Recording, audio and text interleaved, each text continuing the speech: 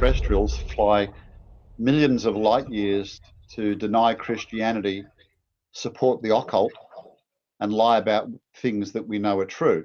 Why would they purposely deceive their contacts? That in the old days they were from Mars, Jupiter. Well, we've been there and tested and looked, and no alien races on those planets. So now they're from further off when we can't test their claims. But there's a fundamental problem with that.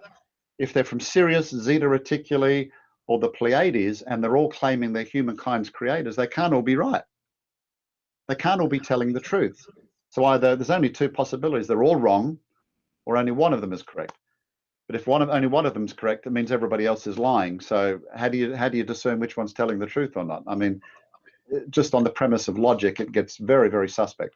One of the ways you can start to get people to doubt is the things that they have shown. You know, as you saw in the movie, all of these secular researchers saying they're deceptive, they lie to people, they're deceptive, they lie to people. But people never questioned it during the experience. It's only after, when you say, were you told this? Were you told this? And they go, yeah. I said, but that's not true. And that's not true. Doesn't that make you a bit suspicious? I've met literally hundreds of people who've had this one, and that they're lying in bed and they see a black cloud or entity in the room, and it moves or hovers, and they lose control of their voice and they're paralyzed. The skeptics try to, explain it away as sleep paralysis. And people call on the name of Jesus, for example, and even something like that stops. And I myself had that same experience, and I haven't told many people this, as a baby Christian. I think I'd been saved a matter of days. I didn't know anything about spiritual warfare, and I'm lying in my room and I had this experience, but I was so excited about my newfound faith, I managed to squeeze the words out, Jesus help me, and I was being pressed against the bed and choked, and it stopped in an instant. We have testimony after testimony after testimony. And Guy Malone, a researcher in Roswell, New Mexico, he says, well, think about it.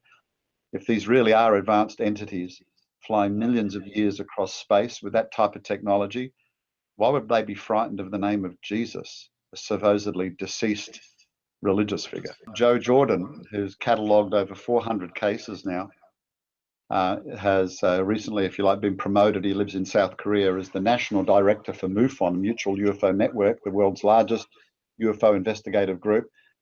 He, as a non-believer, first stumbled upon this. And he said, so what is it about Christians that aliens don't like? That was what he thought. And then he realized, like all other researchers who've come to study it, and if they're open enough to take the evidence for what it was, they realize they're not dealing with aliens, they're dealing with spirit beings. And he said he came to understand that the Bible was the only thing that it could explain the spirit realm adequately. Only permanent solution is the authority of the Creator, because if we are talking about fallen angels, deceptive spirit beings, who created them? The Creator of the universe created everything. He's the only one that obviously can have authority over those beings.